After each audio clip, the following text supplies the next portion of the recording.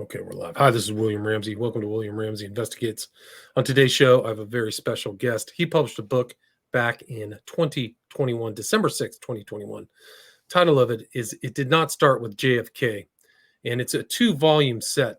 The book volume we're going to talk about today is The Decades of Events That Led to the Assassination of John F. Kennedy. The author's name is Walter Herbst, Herbst. And right now on Amazon in the US, the volume 1 has 18 5-star reviews. And I think it's really important, his approach of getting into this book, because it really informs everything that led up to what happened in November 22nd, 1963. And there's a lot of information, and there's a lot of very curious characters that are involved in the JFK assassination. So we can go into some of the culture and the individuals in the background in this book. It did not start with JFK. So Walter Herbst, welcome to the show. Thanks for agreeing to the interview. Well, William, thanks very much for having me. So for people who may not have heard of your name, I think I saw your book on Ed Opperman. Can you talk about your background? You do talk about it in the intro, but talk about kind of the influence of JFK and how you got interested in researching and what led you to put together this book. It did not start with JFK. Certainly. Well, I was 6 years old when JFK got assassinated, right? And so too young to really have any effect on me. But, you know, if anyone who was alive at the time doesn't forget it. And as time went by, there would be articles in the paper, this or that, about Jack Ruby and gun running or what have you, and I would see it. And I never really got into it until my mid-20s. And I was given a book by a friend, Best Evidence, about the autopsy of JFK. And I read that, and it was like eye-opening for me, right? I mean, it was clear that something was, the autopsy was not a definitive, clear a picture of what happened to JFK. I mean, there was some terrible things that happened there. And so anyway, so that got me started. And I spent the next, 30, 40 years investigating, reading everything I could, the assassination of JFK. And it took me to a point where I kind of reached about a few years ago, not a dead end, but there were some facts that I saw that just didn't make sense, you know. 1963, you have JFK. He's already agreed not to invade Cuba because of the agreement of the missile crisis. But he's telling his people, look, just in case the Russians go into West Berlin, be prepared. If they do that, we're going into Cuba. Then he's also normalizing relations, or trying to, with the Soviet Union and with Castro at the same time. Meanwhile, Robert Kennedy got his own effort to try and take back Cuba, but he's bringing in left-wing Cubans, anti-Castro Cuban exiles, ones who at one time supported Castro, and he's kind of blocking out the CIA out of the whole thing. Now, while this is going on, there's this fellow, Thomas Eli Davis, who's this American mercenary, and he is down in Haiti, and he's organizing a mercenary army trying to invade Haiti for whatever reason. Could be a jumping off point to get Castro, what have you. Okay, so also in Haiti at the same time is George de Mohrenschildt, who is, anyone who has studied the assassination knows, he befriended Oswald after he returned from the Soviet Union to the United States. No one can understand the relationship. There's something about that's sinister. I mean, he has CIA intelligence connections, and he's down in Haiti as well. And is there a connection between all of that? You know, possibly. Now, this Thomas Eli Davis, then, 16 days after the assassination, he gets arrested or apprehended in Morocco. He, with a letter with the name Oswald and referencing the assassination of JFK. Now, it turns out to be that this Oswald is a Victor Oswald in Spain. It's not Lee Harvey Oswald, but Victor Oswald had CIA connections and was a gun running and what have you. And it's a whole myriad of connections that you develop, and this is all going on. And I'm asking myself, is this connected? Are these separate? Is it possible that there were two independent things going on, or maybe multiple things? Meanwhile, Lee Harvey Oswald is back, and I'm investigating him, and I'm seeing when he goes to the Soviet Union, there's some weird things going on. I mean, his Department of Defense ID card when he comes back from there, issued to him at El Toro in California when he left the Marines. The picture looks different than his passport photo, even though it occurred around the same time. He has a phony A.J. Hiddle, right, the alias that he allegedly used, card on his possession when he's arrested, with the same photo as the DOD card, but different than he's 5'11" when he goes to the Marines. He looks like he's 5'9" when he comes back, but there's no way it's the same person. So anyway, there's stuff going on. So I started to look a little deeper, and then what got to me too was I found there were in 20 months before and after the JFK assassination, there's like 15 attempts at overthrowing governments, assassinating foreign leaders, all leftist leaders, leftist governments, by right-wing military coups, most of them involving the CIA and the U.S. military. Oswald gets arrested. He asked for this fellow named John Abt to represent him. John Abt he did represent communists, so that was, everyone thought he asked for that reason, except for one thing. John Abt, in the 40s, there was a law passed, the Smith Act, passed by Congress, which basically said that an individual can be tried for trying to overthrow the U.S. government by himself, even if he's part of a group. And applying that to Oswald, I mean, you can make the connection and say, "Whoa!" I mean, It is remarkable that he knew the right lawyer after it happened. So ABT, his name was John Abt. That's correct. I mean, how does he know these things? I mean, I mean, we can go off on a sidebar for a second, but he applies to Albert Schweitzer College on his way to defect to the Soviet Union. No one in the United States really knew Albert Schweitzer College. And this is some guy who spent the last couple of years in the Marines in Japan, comes back to California, and he knows about it, right? So how does he know all of this all the time? Then the one thing that got me going was the United States military, in particular, CIA, wanted to get rid of Castro. Military, Cuban Missile Crisis, they were ready to go in guns blazing and just take out Fidel Castro, take over the island, and this is what they wanted, right? Well documented. CIA hired the mafia figures to try and kill him, plus other assassination attempts. Kennedy gets assassinated by this alleged communist, Oswald, member of the Fair Play for Cuba Committee, defected to the Soviet Union, said he was going to give military secrets to the Russians, and we do nothing. I mean, if there was an opportunity to just go in, take Castro out, and then by the time the smoke cleared and you found out what really happened, who Oswald was, I mean, Castro would be gone. That was it. Nothing happened.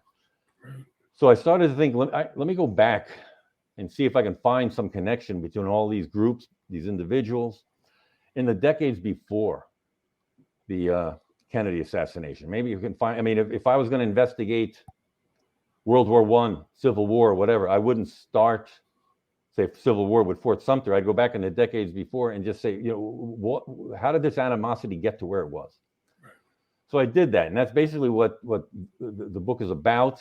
And I went back all the way to the 1930s and kind of started with maybe the 1920s, really.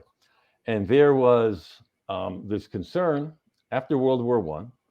Europe was in disarray, and what was going to happen with all of these immigrants who wanted to come from Europe to the United States, and many of them were from Slavic countries, Southern Europe, Jewish people that the elites in this country did not want into this country.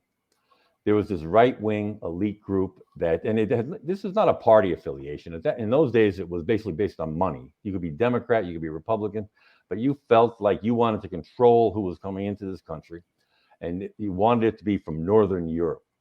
And so they passed the in 1924 an immigration law that restricted people coming into this country from anywhere from basically Northern Europe. And on top of that, they went back to 1890 census when the disparity between other groups and Northern Europeans was greater, so they could really control it, right? And then it all was spawned by this pseudoscience called eugenics, that basically believed your bloodline determined who you were going to be. If your father was a thief, you're going to be a thief. If your father was a decent person, you're going to be a decent person. And the country was going around sterilizing Americans based on that. Throughout, I mean, it's unbelievable. They even talked about killing people if we had to get to that point. And it went to the Supreme Court, and Oliver Wendell Holmes gave a ruling, basically, which said 3 generations of criminals is enough. So if that's what you have in your background, we're going to sterilize you and prevent you from, continuing the family line. Right. And a lot of people don't know this, but the Germans got a lot of their eugenics ideas from the States. And I actually went to a name that you mentioned in your book, Jordan. I went to Jordan Middle School in Palo Alto, where there was rife with a lot of eugenicists. Yes. Sherman. There was a big thing that happened in Northern California where there was a eugenicist hotspot. And other guys, I can't remember some of these characters' names, but they were around. Shackley, I think it's Theodore Shackley.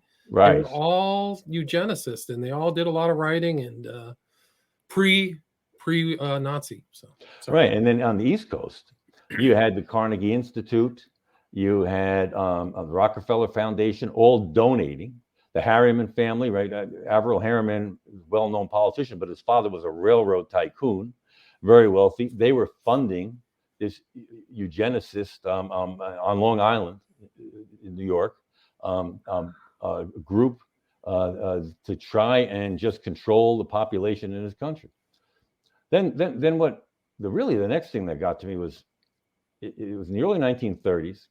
I mean, FDR is president, and there's this group that wants to remove him from power forcibly. And they go over and they study Mussolini, they study Hitler. It's this right-wing group. It's an elitist group. It's backed by wealthy people in the country. Groups like the Remington arms dealers who made a fortune in World War I are backing it. And they basically want to raise a 500,000 man army from the American Legion and have them basically go to FDR, and you have a choice. We're going to either remove you from power keep you in power, and you're just going to be a figurehead, and we'll call the shots, or we're going to just forcibly remove you from power. Well, they made the mistake of going to this fellow Smedley Butler, who's like a hero in American history. That's an unknown hero, who said no to what they wanted to do, went to Congress, testified in front of Congress. They had hearings. Congress confirmed that everything I just said was true. There was an attempt to take over the country, but the people were too powerful to do anything about it, right? And there were others. It couldn't be done. They could be exposed, but not tried. Right. I mean, and it really, you kind of almost, there are parallels to today, aren't there? That you can even look at this, right? This Ukraine thing. We don't know the behind the scenes, whatever's going on. I mean, we're very upset, but we're really not doing that much. You could look at post Kennedy, from Johnson to Nixon to Ford. If you have the money and the power, you're going to be immune, especially back in that era. And then there was a deep state government that was already trying to run the government, the Council of Foreign Relations and various groups like that. And there's a lot happening. FDR was under attack the whole time. The elites of that he was part of didn't like him. No, he was way too egalitarian in his sensibilities. He was kind of like a class betrayer in a lot of ways. However, I do think that his policies righted the country. I think he really just used practical things, but wasn't the sensibility. He was, and you say in your book, assassination attempt, overthrow. They were constantly, and I think that it was Prescott Bush was also part of that fascist movement too. 100%. 100%. And Prescott Which Bush is telling you. Yes, definitely. And even it goes up to the entire Bush family leading up to the assassination. But in that early 1930s, I mean, it was basically self-determination, where the elites thought, I'm not going to give you my for the New Deal, I'm not going to give you my money without my permission. I should decide what I want to do. That was their argument. And they also thought that they looked at the U.S. Constitution and they thought that was a violation of the Constitution. They looked at Thomas Jefferson's Declaration of Independence, right? Life, liberty, and a pursuit of property, which pursuit of happiness. But Jefferson took that from John Locke, the English philosopher, who said life, liberty, and a pursuit of property. And they looked at that and they said, no, this is a violation of the Constitution. We are not going to stand for it. And they didn't. But that led one thing to another, and then next thing you know, Nazis are in power in Europe, and you have very powerful people in the United States. You have the Dulles brothers that would play a role in the United States history for the next 30, 40 years. John Foster would become Eisenhower's Secretary of State. Allen Dulles become director of the CIA in his golden years under Eisenhower, and they worked for Sullivan and Cromwell, a law firm that supported Germany, Nazi Germany. You had people, as the war started, calling these two guys traitors.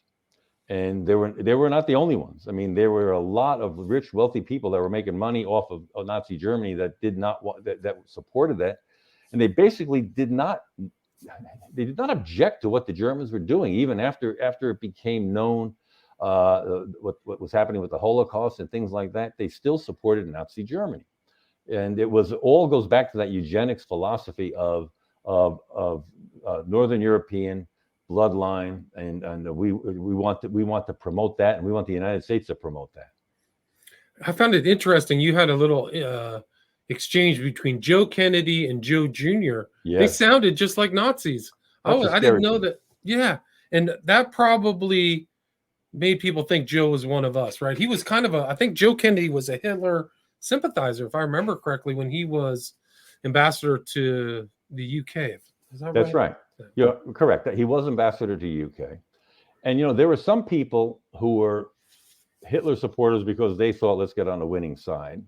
And they expected, before the war started, that the Germans were more powerful and couldn't be stopped. And there are other people that just bought into, drank the Kool-Aid. And that literally supported Nazi Germany. And I think it was Joe Jr. that said something like, well, in Germany, it's a shame what's happening to the Jews, but you know what? They kind of have all of the high-paying jobs and this or that, and there must be some truth to it. The German complaints about them, if they wouldn't be doing this unless there was a reason. But so they kind of justified what they were doing, and it was not that. There was the Liberty League in the United States and different groups that supported this action as well. I mean, you had America First going back to that era. But America First, to a large extent, was people who just thought, we just got over World War I. Let's not fight another European war. Let's stay out of it. But there were, involved with them people who were they supported the Nazis and would have expected or hoped the United States would be on board on the side of the Nazis. And fortunately, they didn't win out. There was a battle for the sympathy, right? Lindbergh, the Nordic League. There was like the Bund, right, in the U.S. Yeah, I mean, Lindbergh was an interesting character. Even to the point where he had this second family in Germany that no one ever knew about, and his family here, right? And everyone knows about what happened with his son and kidnapping, murder, and but yeah, he was pro-Nazi. Was over in Germany with Hermann Goering, getting a medal from them, coming back and basically saying in the United States, their Air Force is powerful, their military is powerful. We have to be on their side. And he actually filled like Madison Square Garden in New York City, right? I mean, with just supporters trying to push that Nazi agenda, right? So, but it was an open question. Yeah, there wasn't. It wasn't fully assured, probably until they declared war on us, right? I think so. You're right. I think once December that happened, 7th, 41. Yeah, that's right. Well, once the Japanese attacked Pearl Harbor and Hitler, in his infinite wisdom, declared war on the United States. Right, one of the smartest things. I say that jokingly, obviously. Right. He had a really caricatured view of the U.S. If you read his speeches to other Germans, he had like a Hollywood idea of the U.S. Right. He had that same view of the Russians too. He thought the Russians were going to just collapse, which they didn't. They actually really did most of the fighting. But Hitler's go back and look at Hitler's view of the U.S. Just he was much more provincial than people think. He had no clue about the U.S., how violent the country. A lot of people underestimate our patriotism in this country. I mean, because we have free dialogue and people have a right to disagree. But if something happens, and we saw it at 9/11, you saw it during World War II and at various times, people do come together and support this country. And no doubt it'll happen in the future if we're ever forced to do that again. But the U.S. has been at war like most of its entire history. Like that's the whole strange thing. Like they think it's an open society, but it's also there's been I think we're only been through 20, 25 years of peace. Sorry. Well, that's Eisenhower, right? With the military-industrial complex that he warned everybody about. He was right on the button. I mean, and if you go into post-World War II, Truman was looking to cut the military budget from like down to $13 billion, right? And the National Security Council, which came into being in 1947 with the CIA, they put out NSM, National Security Memorandum 68 or 86. I forget the exact. I think it was 86. Anyway, and what basically they were saying is, look, with the Russians, we can't trust them. They're building up their military. They're ready to take over Western Europe. We cannot walk away, ignore that. We need to expand our military. We're the only ones with nuclear weapons. We have to expand that and take advantage of the situation and basically attack. And Truman wasn't buying it. And with Korea started, and right, the official story is that the North Koreans started the Korean War. But in my investigation, it's I believe, and I think the facts show it out, that we really instigated, with the help of the South Koreans, to get the North Koreans to attack just so that we would get involved in the war. There are a number of very important issues that were on the table at that time. One was we had a policy of containment in effect surrounding China and Russia, Soviet Union. And that was a fellow named George Kennan, who was a diplomat, American diplomat in the Soviet Union, wrote a 5,000-word telegram after FDR requested that from him. Truman requested it, and he outlined the dangers of the Soviet Union. And so, but he also said that their economy is destined to fail, which did happen in the 80s, I would say, right? So it took time. It took time, and he just said, if we're patient and we don't have to attack them, we just have to contain them. All right, well, that was American policy. But then Truman looked at the cost of containing this vast area, and he came to the conclusion that we're going to let certain things go, like South Korea and Formosa, Taiwan today, because they're on the mainland, and he just anticipated, say, the Chinese and the Soviets attacking here, there, these little attacks that weren't much, but we would be trying to protect, putting our fingers in the dike at 50 different places. Well, the U.S. military, the right wing, CIA did not appreciate letting Formosa go or letting South Korea go. MacArthur called Formosa an aircraft carrier on land because of its proximity to China and the ability to launch attacks from there. So we were looking at losing Formosa, looking at potentially losing South Korea, because if there are elections, it was most likely open elections in North and South Korea that we would lose South Korea. Meanwhile, in Japan, where MacArthur was, right? MacArthur was basically emperor of Japan at this time after World War II. There were treaties in front of at the UN as for what to do with Japan. Should the United States be allowed to stay there, maintain a military presence, or should we leave and take all the military out? These three things were on the table. It looked like the United States was going to come up short. Next thing you know, the Korean War happens. That 13 billion of Truman's turns out to be 50-something billion, right? I mean, first he just kind of panicked. The end result was that, of course, Formosa, Taiwan became you could call it a territory of the United States. South Korea still stayed under the supervision of the United States, and we stayed in Japan. And so, I mean, these are three critical things, and it led to the building of the military-industrial complex. And this is what I think Eisenhower was alluding to that, plus what happened after the Korean War, and we see it today. Military leaders, generals, admirals, high-level officials, would, when they retired from the military, would go to work for military contractors. And even military contractors would get jobs in administrations, even with Eisenhower. But so it behooved generals, admirals to keep this war machine going, because there was a lucrative job for you waiting if you once you retired and you left. You became on the board of directors, vice president, whatever, of a major military contractor. So the war machine never died, right? It hasn't. It keeps getting bigger.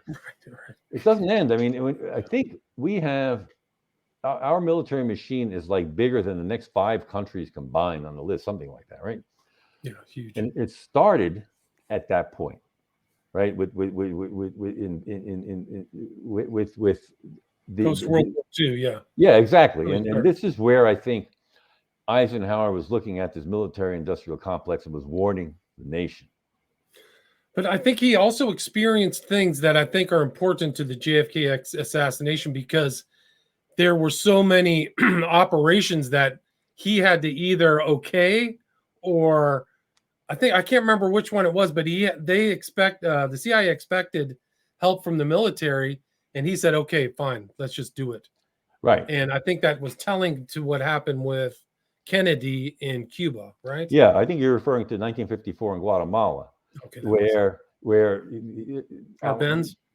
Yeah, and so there he was willing to use the military, use air power to make sure we didn't lose that.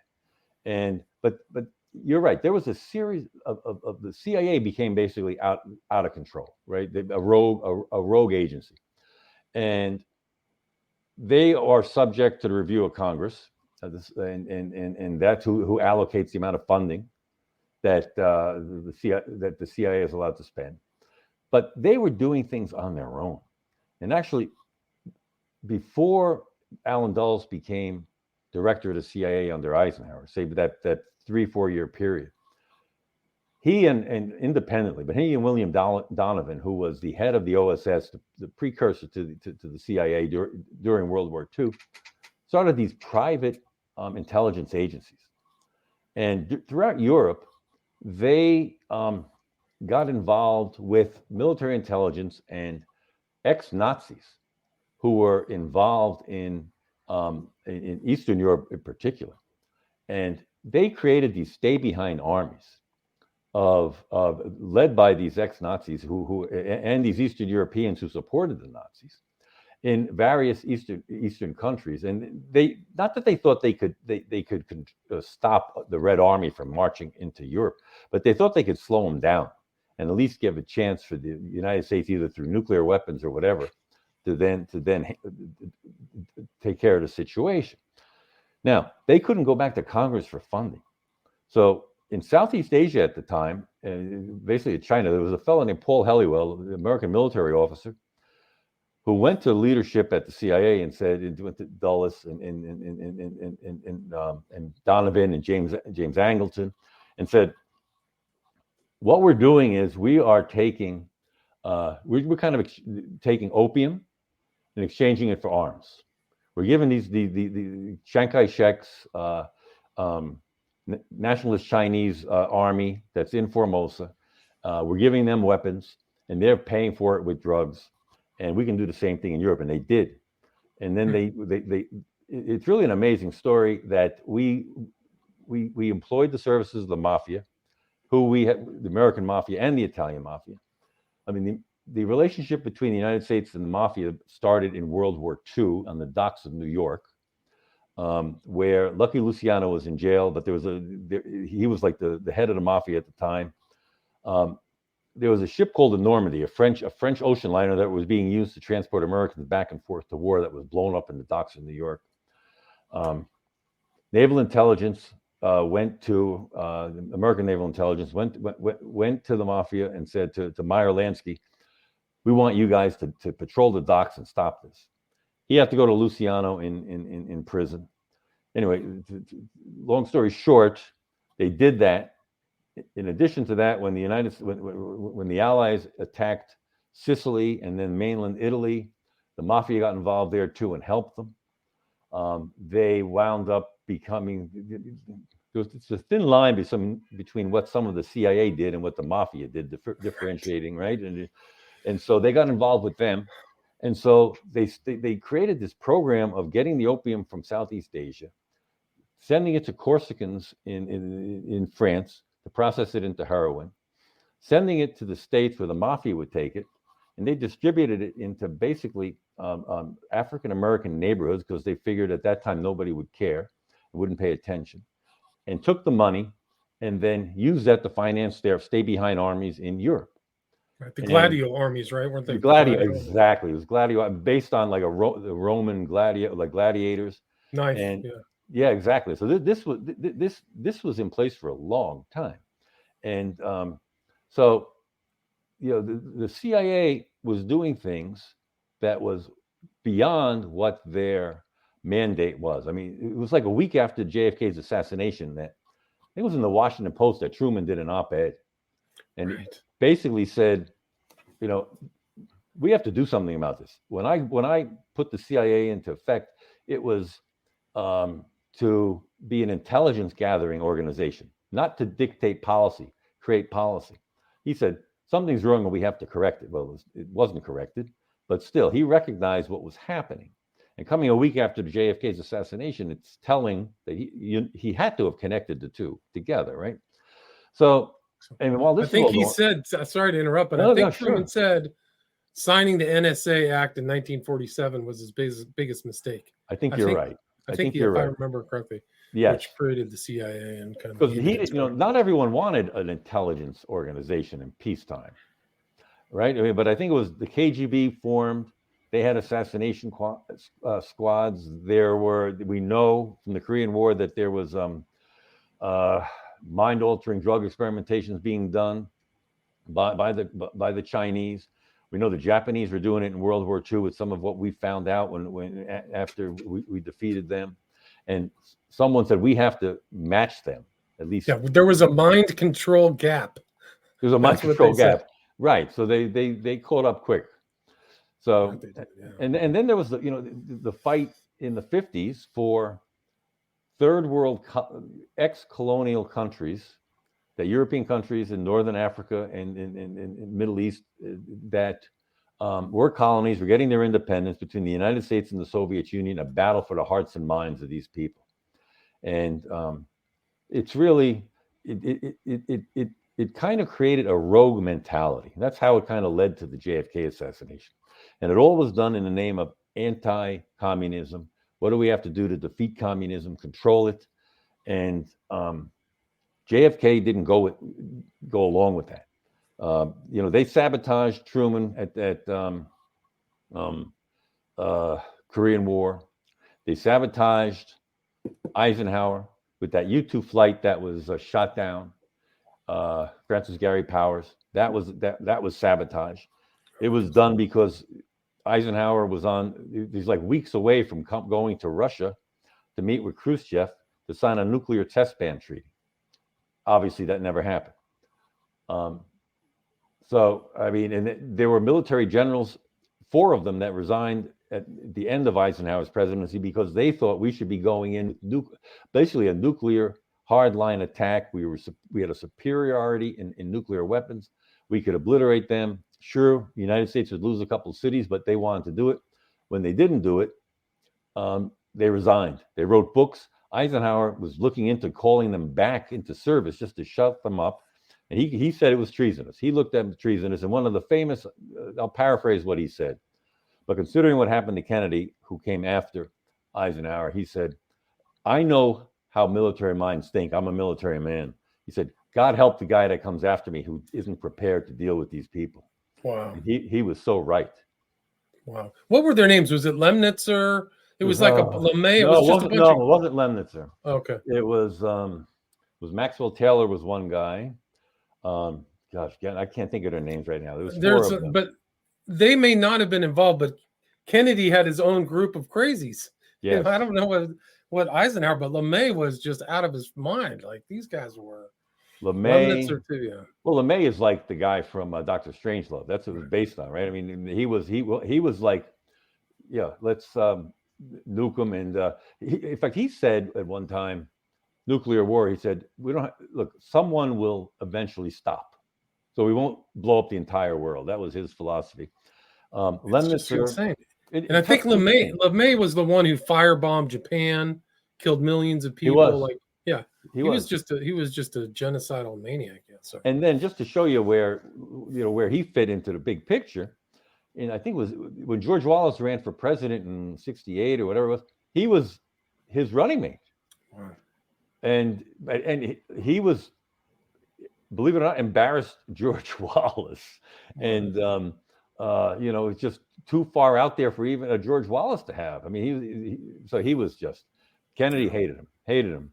And Lemnitzer was another guy, who was head of the Joint Chiefs of Staff until after the Cuban Missile Crisis, where these people showed their true colors. And Kennedy then had him transferred to head NATO just to get him out of the United States. And he just, he looked at these people as crazy, and he understood who these people were, but he also took them on head on. And everything that they stood for, he did not, and he fought them.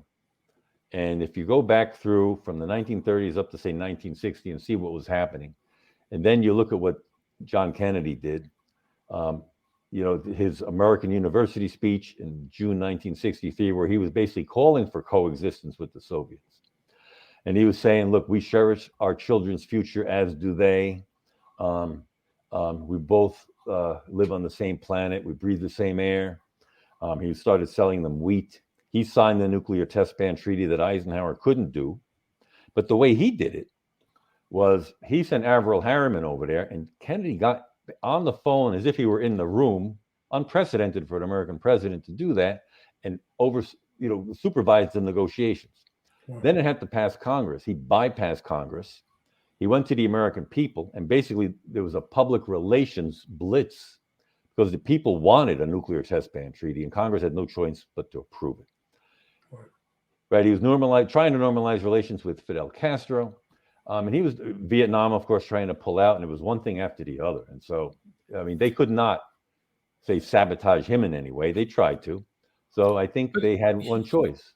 He had real life war experience too. I know that some of the people he went to World War II with didn't make it back, like his brother didn't. Right. So he had a different context than some of these people who sat behind desks.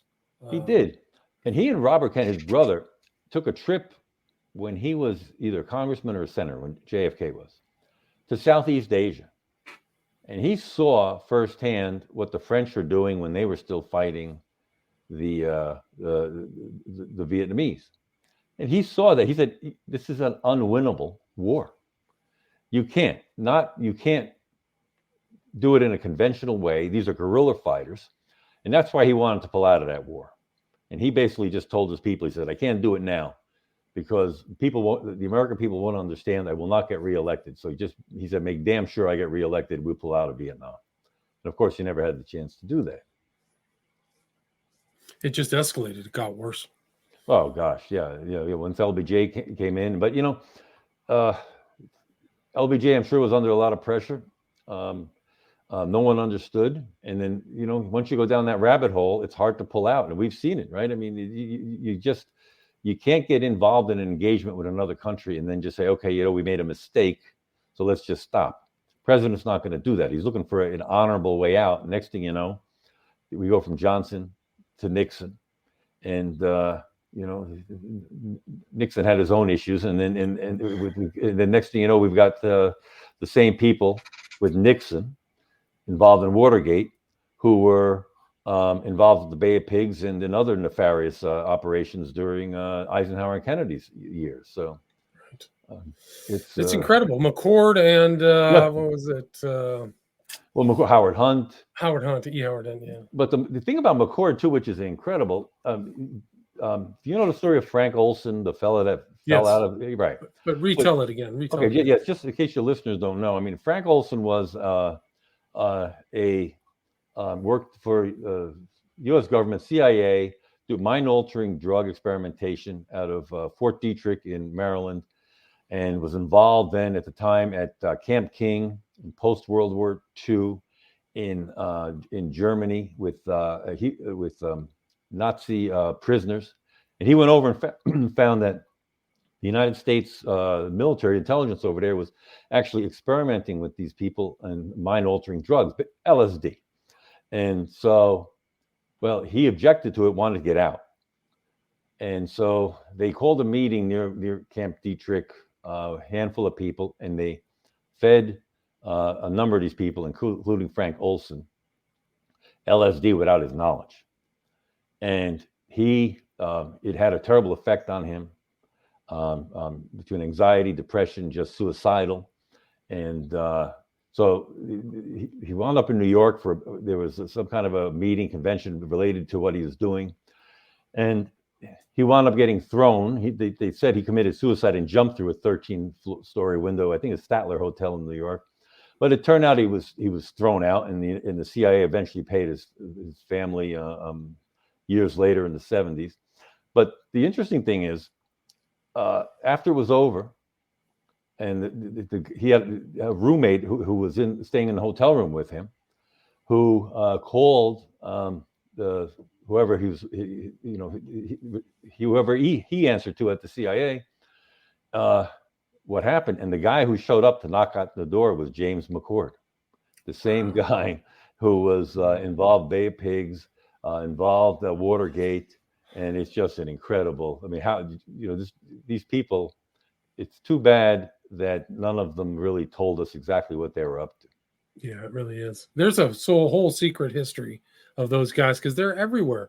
E. Howard Hunt was in a very important position as the head of the CIA office in Mexico City. That's right. And then he's at Watergate. Like, it's just very strange. Like, this is a high-level CIA operative. Well, there's right. I'm sorry. Go ahead. Well, I was just going to say, some people think that he was put there to bungle the Watergate entry so that it would lead to Nixon's downfall. Have you heard of that theory, or do you believe that theory? I have. I do. I think we need some more evidence. But when you trace the path, right? I mean, you have Kennedy getting assassinated, who wants to pull out of Vietnam. LBJ comes in, and then LBJ eventually either just tires of all the killings or whatever. He's starting to change how he feels. And when Robert Kennedy decides he's going to run for president in 1968, LBJ drops out. Then Robert Kennedy mysteriously gets assassinated. Then Martin Luther King, who could galvanize the black vote for Robert Kennedy, he got assassinated first. Richard Nixon wins. Then Richard Nixon goes to Russia, goes to China, opens these doors, pulls out of Vietnam, ends that war.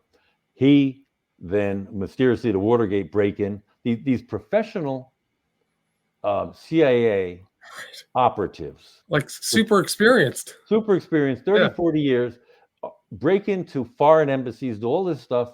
Can't even break into the Watergate Hotel without a security guard finding something, right? It doesn't make any sense.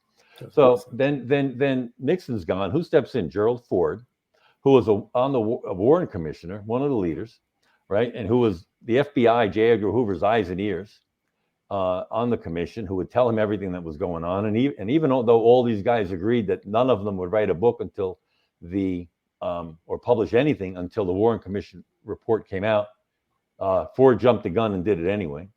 And then Ford lasts one term, and then we wind up with Ronald Reagan, who kind of puts the country back on that right-wing course again. So you wonder, is it all a coincidence? Maybe, but maybe it's not. Maybe it's by design, and maybe there's this deep state behind the scenes that's pulling some strings and just, making things happen.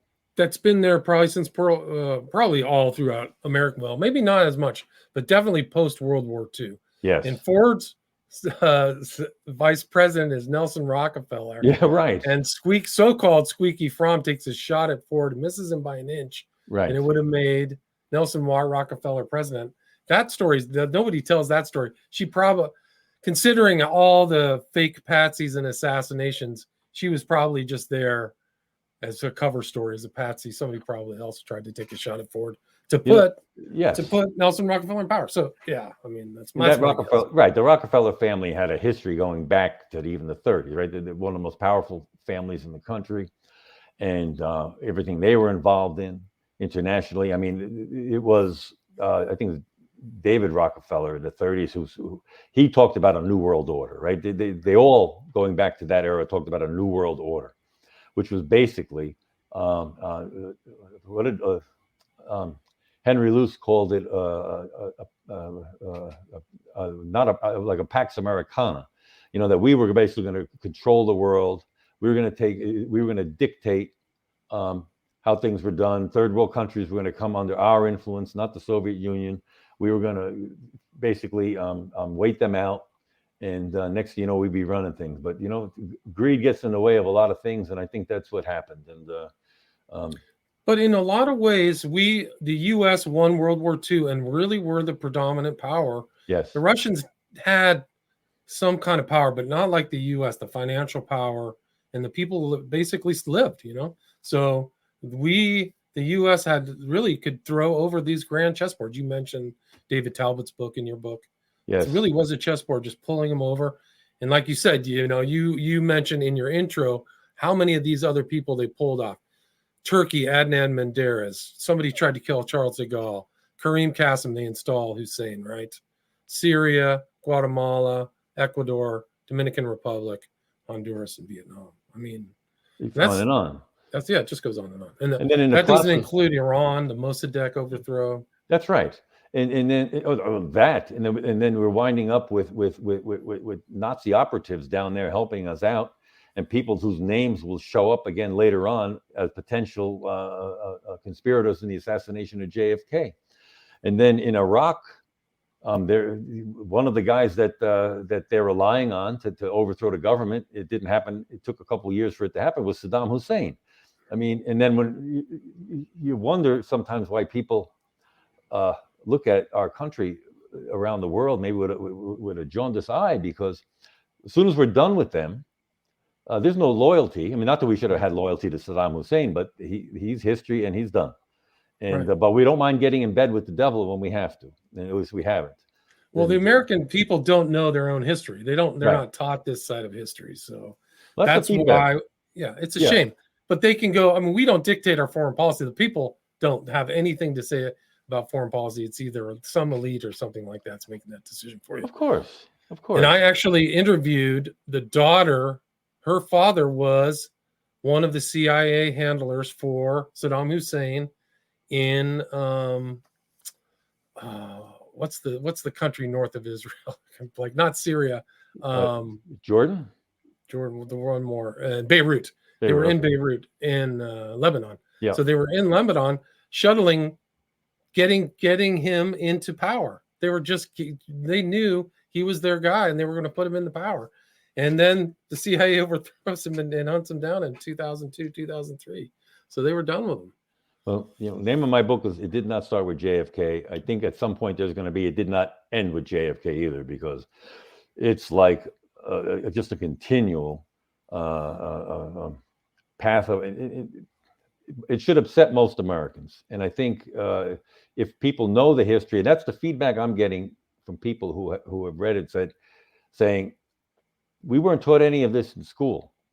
It's not. Why weren't we? I mean, we can handle the truth, and especially if there's a good reason. But a lot of times there was not a good reason for all of this, other than power. And I'm sure Vladimir Putin thinks he has a good reason for going into Ukraine now.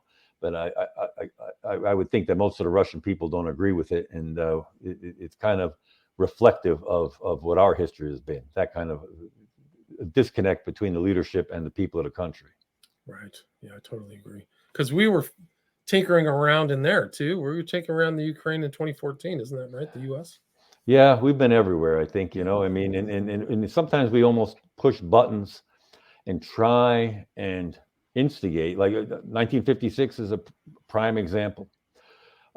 We're promising, in Hungary is like they're on the verge of revolting out of away from the Soviet Union. They're a satellite country, and the CIA is kind of in there, and we're basically telling these people, they're operatives, we've got your back, and they revolt, and we don't do anything, and it turns out to be a slaughter, and but it served its purpose for what we wanted, which was to demonstrate to the world, a lot of third world countries are looking and thinking, maybe the Russian form of government or the Soviets are better than the United States. They looked at our race relation problems and different things in our country, and they didn't appreciate that, especially countries where people of color predominated. And so what we wanted was to just show the world what the Soviets were really like, and had tanks marching down the streets of Budapest and just slaughtering innocent people, and so yeah, that's. And the CIA was behind that. I think it was Frank Wisner, one of the original. It was Frank Wisner, and he cracked. He didn't. He did. He had a breakdown due to, I think, because of those people who died. He knew he was responsible for it. Eventually committed suicide, right? He did. Now, Frank Wisner was with OSS in the eastern part of Europe at the end of World War II, and after Yalta, the Soviets and the English and the United States signed agreements of what we would do and have democratic elections in all of these countries. Well, it didn't happen. So Wisner's over in Eastern Europe, and he's seeing the Soviet armies Red Army coming in, rounding up all people who were opposed to the Soviets in these countries, who wanted democracy, putting them on trains and shipping them back to gulags in the Soviet Union. And he was beside himself with what he saw, and that's how he became such an anti-communist. And then when this happened in Hungary, you're right, that was a bunch of things, but that was kind of like the last nail in the coffin for him. He just couldn't understand why we were standing by and doing absolutely nothing to help these people. And it was never the intent to help them. It was just to create this image. Right, but they knew they were going to sell them out, betray them to the Russians. That's still the present. The Russians, the reason that they've always had problems with their frontiers, they've been invaded brutally twice. Yes. And so they're always worried about, and that ties into exactly what's happening in Ukraine right now, is that they've had those. I mean, the Great Patriotic War, 1/8 of the Russian population was killed. So they have very sensitive about that. So I don't know why the United States is over there. I don't know. We have a lot more things to worry about, in my opinion. But I think you mentioned in your book too, I think it was Wisner, but all these guys post World War II came up together, and they had all strange things: Angleton, Colby, Wisner, White. Right. They just permeated, and probably E. Howard Hunt. I don't know what happened to Hunt in World War II, but they all went to, and George Bush, right? George Bush Sr. Right. Well, these people, it was kind of like a natural progression to go from OSS to those private intelligence groups that I mentioned to the CIA. And they all were very, very strong anti-communists. And when they came together, they were trained the same way. Angleton, George Hunter White, Wisner, Allen Dulles. I mean, Allen Dulles was trying to create some kind of a peace treaty with the Nazi army that was in northern Italy, and basically they wanted to stop the Red Army from getting to Berlin, and they were willing to just say, look, we'll take care of Hitler, we'll get rid of Hitler, and just let us create a democracy, or not a democracy, but a temporary like military government that'll become a democracy. But FDR had said unconditional surrender. He wasn't going to change that. But all of these people, they were trained in George Hunter White called this camp in Canada that he called it the camp of murder and mayhem. And that's what they were trained in. Lucien Conine, one of the Jedburghs, right? This elite group that would parachute behind the lines into France and into Eastern Europe. Colby was one. Tracy Barnes was another one from the CIA. But nobody knows his name, right? I mean, he's less familiar, but he's very less familiar. Right? he is a very important person because he became head of the Domestic Contacts Division in the United States in the early 60s. And it was, according to George de Morenscheit, he was instructed by this CIA fellow Moore, who was under Tracy Barnes, to approach Lee Harvey Oswald. And so this Tracy Barnes is a very important. The quiet guys who are in the background, even the James Angletons, you don't hear too much about him. The ones who are quiet are the ones that really, I think, dictate policy and call the shots. It's incredible. It really is. Yeah, you can see that the CIA probably was almost a continuation of the private intelligence ethos, because once they got the funds from the taxpayer, there was barely any really effective oversight. Maybe till the Church Committee, I don't know. You're right. Like, yeah, I mean, they just had they had funds to just cause murder and mayhem. I mean, White was part of Operation Climax in the Haight-Ashbury, drugging people more and drinking like a fifth of scotch a day, just like impervious to no consequences, like no oversight.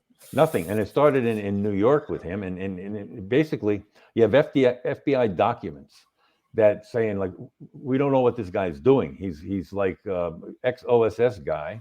Then he's at CIA. Next thing you know, or excuse me, then he gets lent to CIA. But he was with the Federal Bureau of Narcotics, gets lent to CIA from them. And he opening a safe house in New York City, and then wound up doing it in San Francisco, and basically to using prostitutes to lure people up to this safe house, giving them LSD and just trying to see what the effects were. They were interested in seeing, could you say get information out of a person by using LSD? Let's say they're thinking more in terms of war, but they have to practice on somebody. Can you send someone to another country and have them programmed to tell who's going to capture them what you want them to say? Can you, with LSD, keep them from spilling the beans of what you don't want them to say? Can you program to assassinate somebody?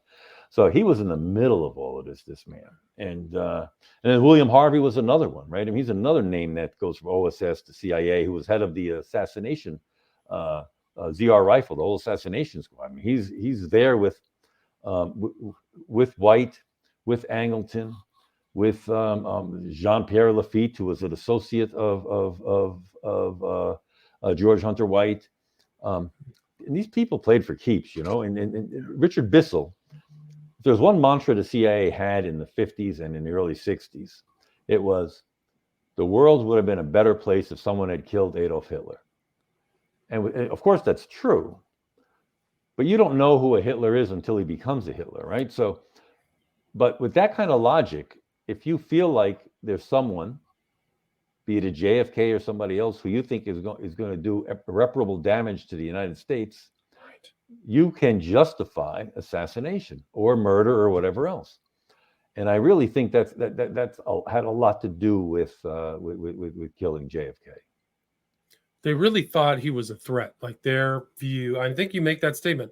The country was changing. There was more racial equality type things happening. JFK's Catholic, Irish, right? Right. These are generally white Anglo-Saxon Protestants. So at that time, today, those tensions may not be as overt, but at that time, that was significant. Would you agree with that?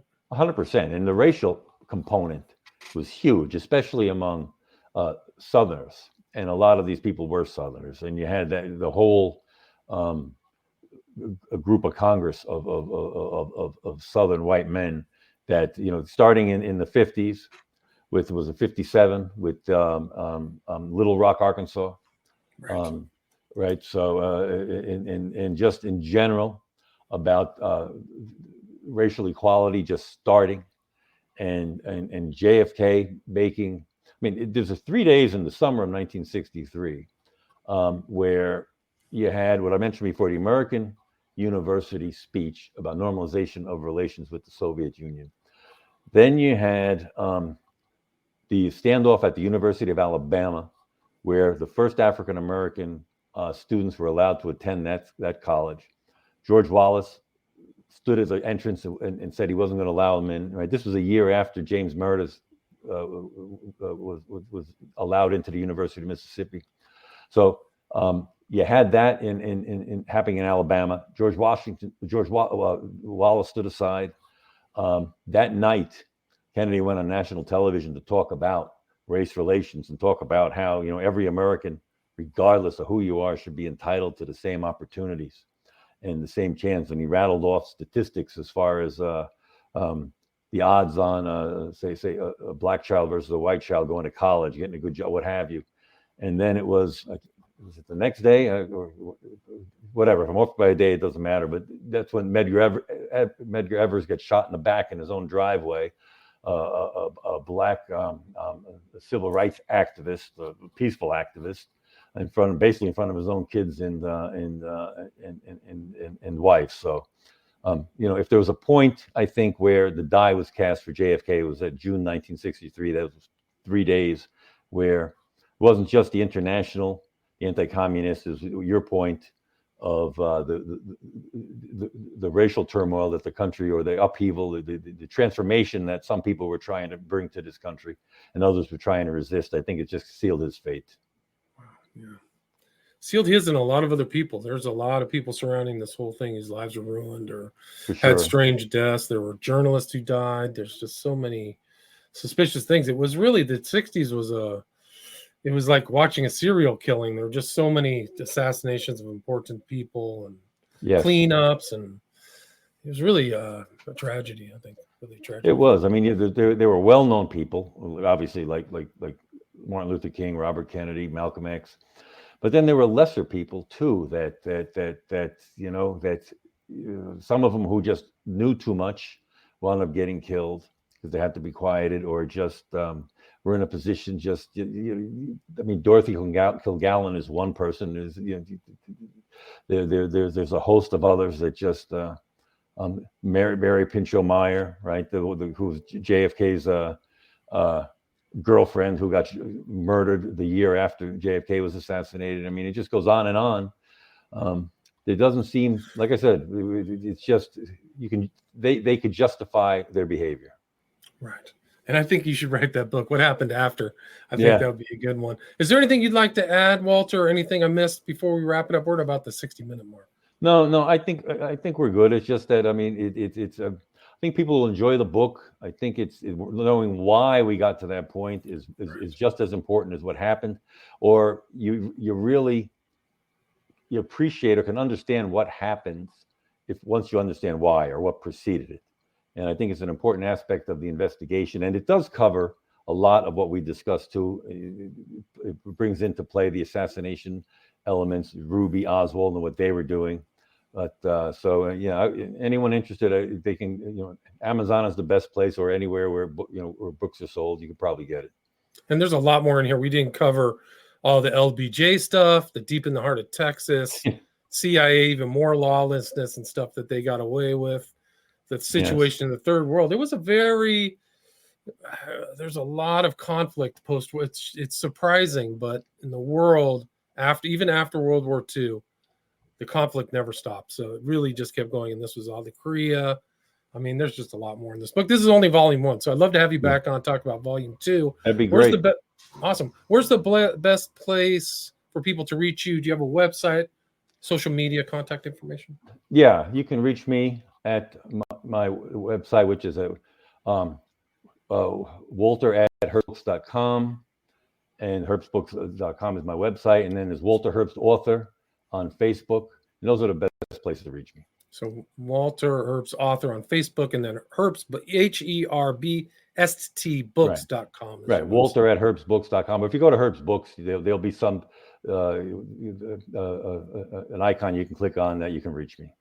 Gotcha. Cool. And again, title of the book is It Did Not Start with JFK, Volume 1, The Decades of Events That Led to the Assassination of John F. Kennedy. And the author is Walter Herbst. Thanks so much for your time. Thank you, William. All right, stay there.